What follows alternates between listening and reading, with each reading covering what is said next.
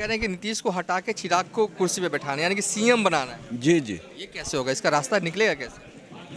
भाई बिहार की जनता चाह रही है, आशीर्वाद भारतीय जनता पार्टी का भी होगा, रास्ता निकल जाएगा।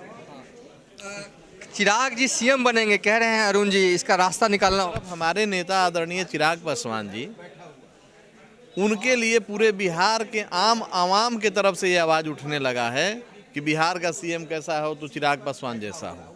कुर्नी में एनडीए की जीत हुई है। इस वक्त हमारे साथ बात करने के लिए चिराग पासवान की पार्टी के अहम सदस्य अरुण कुमार हैं और साथ ही हुल्लास पांडे होंगे। कितने खुश हैं सर, मिठाइयाँ खूब खाई जा रही हैं और खिलाई जा रही हैं। देखिए, बिहार में जो आतंक है, अहंकार है, अनैतिकता है, दुष्कर्म है, इससे खुशी तो भीतर से है नहीं, लेकिन खुशी तब होगी जब बिहार की गद्दी पर नीतीश कुमार को हटा करके चिराग पासवान स्थापित होंगे और तब से हम एक सृजन का काम शुरू करेंगे। अब कह रहे हैं कि नीतीश को हटा के चिराग को कुर्सी पे बैठाना है, यानी कि सीएम बनाना है। जी जी। ये कैसे होगा, इसका रास्ता निकलेगा कैसे? भाई बिहार की जनता चाह रही है, आशीर्वाद भारतीय जनता पार्टी का भी होगा, रास्ता निकल जाएगा।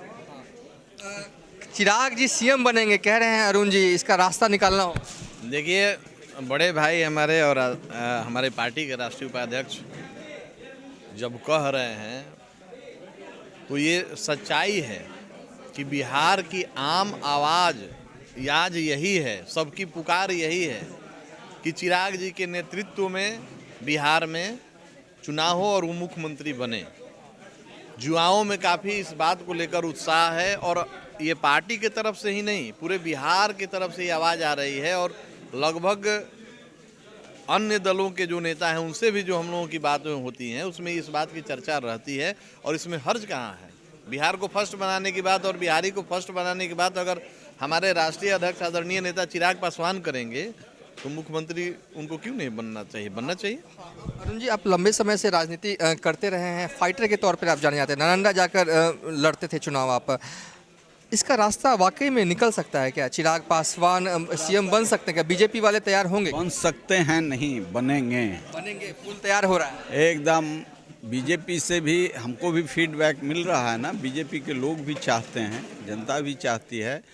और रिजेक्टेड नीतीश कुमार को इतना दिन ढोया तो हम तो भारतीय जनता पार्टी के साथ मिल करके बिहार को बनाना चाहते हैं और उससे राष्ट्र मजबूत होगा। हम तो नरेंद्र मोदी के हाथ को मजबूत करना चाहते हैं, तो हमको ये अवसर देने में कोई कठिनाई नहीं होनी चाहिए। रास्ता दिया जाता है तो कहीं ना कहीं फायदा बीजेपी को भी होगा और रास्ते पटल पर भी होगा और राज्य में भी। बीजेपी को ही ज़्यादा फायदा होगा।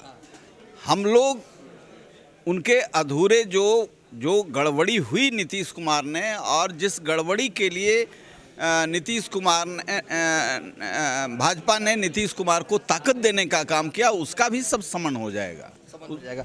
एक सवाल है कि आज प्रिंस राज ने थैंक यू कहा है चिराग को, जिस तरीके से कुर्नी गया चिराग, आखिरी दिन प्रचार किया, जीत हुई। प्रिंस पर मैं नहीं बोलूँगा, इसलिए कि हमारे बहुत अजीज मित्र के बेटे हैं और सेकंड जनरेशन के लोग हैं। उनको कम से कम जो किया है वो नहीं करना चाहिए था। अभी भी है समय, आकर के अपने भाई से वार्ता करें। थैंक्स कहा है तो खाली थैंक्स करने से। एक महागठबंधन में चाचा भतीजे हैं, और क्या एनडीए के चाचा भतीजे एक होंगे? एनडीए के चाचा भतीजा में भारी गड़बड़ी है, भाई में कोई गड़बड़ी खास नहीं है। चलिए हुलास जी, एक सवाल आपसे ये है कि कह रहे हैं अरुण जी कि बनेंगे सीएम, आपको लगता है कि बीजेपी तैयार होगी इसके लिए? देखिए, जैसा आप सबने देखा है कि बीजेपी ने हमेशा बिहार के राजनीति में मुख्यमंत्री कुर्सी को लेकर कभी उन्होंने बहुत कोई अपना महत्व नहीं दिया। उन्होंने बिहार के तरक्की को महत्व दिया है, बिहार के विकास को महत्व दिया है। बीजेपी की बिहार के प्रति जो सोच रही है उसमें मुख्यमंत्री का कुर्सी का अहमियत उन्होंने कभी नहीं रखा। अपने कभी उन्होंने लक्ष्य नहीं रखा कि हमको अपना मुख्यमंत्री बैठाना है। पूर्व से ही आप देखेंगे तो पूर्व से जो माननीय मुख्यमंत्री नीतीश कुमार जी को उन्होंने मुख्यमंत्री बनाया था, तो आप देखे होंगे कि किन विषम परिस्थितियों में कितना सीट था नीतीश कुमार जी के पास और उस समय उनको मुख्यमंत्री मानिया था भाजपा पार्टी ने। अभी विगत विधानसभा के चुनाव में बीजेपी के पास अधिक सीटें थी और नीतीश जी के पास कम सीटें थी। इसके बावजूद भाजपा ने उनको मुख्यमंत्री बनाया। और जहां दूसरी तरफ हमारे नेता आदरणीय चिराग पासवान जी, उनके लिए पूरे बिहार के आम आवाम के तरफ से ये आवाज़ उठने लगा है कि बिहार का सीएम कैसा हो तो चिराग पासवान जैसा हो। आप अगर देखे होंगे पदयात्रा में अरवल में हम लोग गए थे, आरा में गए थे, जो बिहार की दुर्दशा हो गई है, जहां प्रशासनिक व्यवस्था फेल हो गया, अराजकता का माहौल हो गया, और ऐसे विषम परिस्थिति में अगर जनता का दुख दर्द जानने के लिए उनके बीच जाते हैं, उनके अधिकारों के लिए प्रशासन के को जाकर ज्ञापन देते हैं, पद यात्रा करते हैं आदरणीय चिराग पासवान, तो एक विश्वास बना है बिहारियों का आदरणीय हमारे नेता चिराग पासवान जी के पक्ष में। और यही कारण है कि पूरे बिहार के कोने कोने से आवाज़ उठ रहा है कि बिहार का मुख्यमंत्री कैसा हो तो चिराग पासवान जैसा हो।